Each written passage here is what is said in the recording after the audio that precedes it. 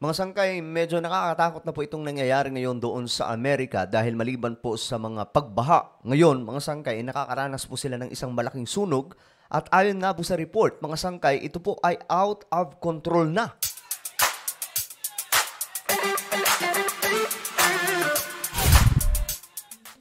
Good day, magandang oras po sa lahat ng ating mga kababayan, sa lahat po ng mga solid sangkay na nanonood ngayon.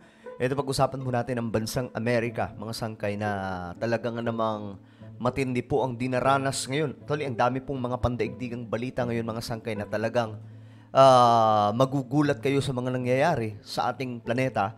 Pero unahin po muna natin ito, mga sangkay, doon po sa bansang Amerika na mayroon pong extreme weather na nararanasan, na nagdudulot po ngayon, mga sangkay, ng isang matinding problema sa kanilang bansa. At ngayon, mga sangkay, itong napakalaking sunog, ayon po sa report, mga sangkay, nakaraang report, ngayon mas malawak na daw po ito, mga sangkay.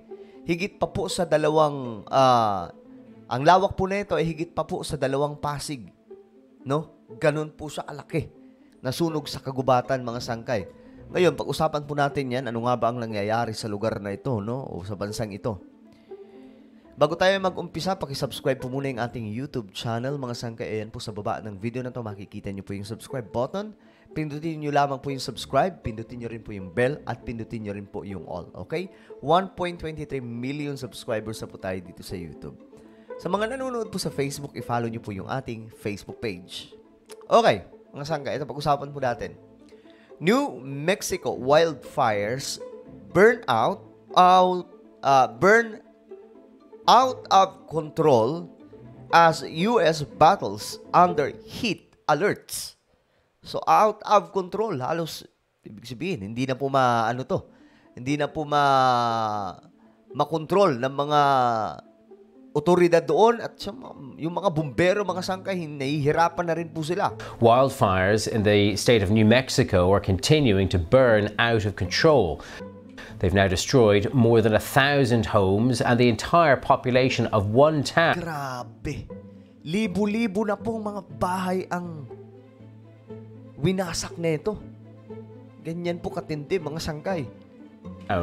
Was ordered to evacuate. It's not the only problematic weather in America. In the northeast of the United States, more than 70 million people remain under heat alerts. Grabe. Will Grant reports from California. Okay. So, yan, mga sangkay, hindi po yan normal na sunog. Ito po ay dulot o bunga, mga sangkay, ng nangyayaring climate change sa panahon natin ngayon. Awe-inspiring but deadly. A towering wall of flames and heat bearing down on the town of Ruidoso in New Mexico has overwhelmed local fire crews and forced residents to flee. Grabe, oh. Heat alerts for 70 million in America. My goodness. Look at that, mga sangkay. 70 million. Ngayon ay nagpapanik, naka-alerto, mga sangkay, dahil nga po sa... Most just thankful to leave with their lives, but shaken. Frank and Connie Lawyer, both 83, are sheltering in an evacuation centre. Lucky to have made it out at all. We could see the smoke change, and we were engulfed in smoke. That scared me to death. I don't know whether we're going to have a home. There Ito po, mga sangkay, ay sa evacuation are several people in that area just above us that lost their home. In California, these are now all too familiar scenes. Hillsides ablaze, thousands of hectares lost as tinder-dry brush catches alight, and firefighters struggling to bring around a dozen separate blazes under control. It is devastating, especially when you get these wind-driven fires and you have all this unburnt fuel combined with low relative humidity. It can create massive damage.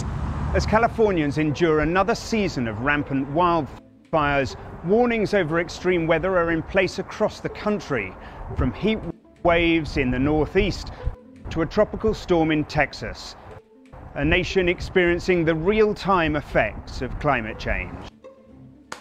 That's it, mga sangkay. Ang United States ayon po dito, is experiencing a real time of climate change. Amerika po yan, mga sangkay. Bansang Amerika. Isa pong mayamang bansa. Wala pong ligtas sa climate change. Pambihira, mga sangkay. Alam nyo, ang maganda lamang po dito sa ating channel, no? Kasi naibabalita po natin yung mga pandaigdigang update katulad po nito. Aware po tayo sa nangyayari sa ating planeta. Aware po tayo na mayroong climate change. Aware po tayo sa update every day or almost every day patungkol po sa climate change. And this is very alarming, not just in United States of America, but the whole world, globally. Mga sangkay, nakakaranas po ng katulad po na ito. Remember, last month, di ba? Naranasan din po ito ng Pilipinas, yung extreme weather dahil po sa pagtaas ng temperatura. Meron pa po tayong balita dyan, mga sangkay. Mamaya pag-usapan po natin. And this is just the start. Tingnan nyo, mga sangkay, mga sasakyan po yan. Yung nangyari. Experts say this has been an unusually early and aggressive fire season, with Grabe, men. several months of hot, dry weather ahead. The contrast with the scene in Texas couldn't be starker. The first tropical storm of the hurricane season in the Gulf of Mexico has caused flooding in Galveston, as well as in Mexico itself. Yan, So, ayon po dito sa report, mga sangkay, ang Amerika ay nakakaranas ng paghagupit nitong climate change. So, dalawang klase. Mayroon pong mga pag-ulan na malala na halos hindi na po nila kayanin. And the other side is ang higanting pagkasunog ng kanilang kagubatan. Ayan, mga sangkay. As North America braces itself for more extreme weather to come. Will Grant, BBC News, Southern California. Well, you heard there Will referencing Galveston in Texas. Tropical storm Alberto is forming in the Gulf of Mexico. Texas is being hit. We can bring you now live pictures coming to us from the coastline in Galveston. Still obviously... Okay, so, ayan po mga sangkay nangyayari doon sa kanila, no? Tumitindi po ito. Mas maganda to dito. That's a really good question, and something kind of strange happened today. Moisture and easterly winds at the middle levels from that tropical storm we just talked about, Alberto, crossed into eastern New Mexico where that big fire was burning near Ruidoso. Tingnan niyo yan, mga sangkay, kung gaano kalaki. Hindi, kung dito sa Pilipinas mangyayari yan, ewan ko lang, hindi tayo magpanik ng malala. The evacuations earlier this week, that helped spawn a rotating thunderstorm that dropped golf ball-sized hail onto the wildfire along with prolific rainfall. Now, on one hand, the rainfall is good because it cuts back on the fire. On the other hand, that leads to debris flows and mud flows, prompting evacuations there and flash flood emergencies to be issued. Then, hot, dry weather across the remainder of the West is leading to more rampant wildfire conditions. Ayan po talaga, epekto na po yan ng climate change, mga sangkay. Kaya hindi po nagsisinungaling itong mga scientists. Ano ang nakikita nila sa ating planeta, yun na po yun. At ayon nga po sa kanila, mga sangkay, in 2030 to 2040, 2050, yun po yung mga panahon na devastating po ang mangyayari sa ating planeta. Dahil wala na pong no turning back, no? Wala na pong balikan doon, mga sangkay. Hindi na po maisa sa ayos ang lahat. Yun na po yung magiging new normal. So, itong mga nakikita po natin ngayon, mga sangkay, bahagi lamang po. Okay? Bahagi lamang ng epekto. Pero hindi pa po yan ang pinakamalala.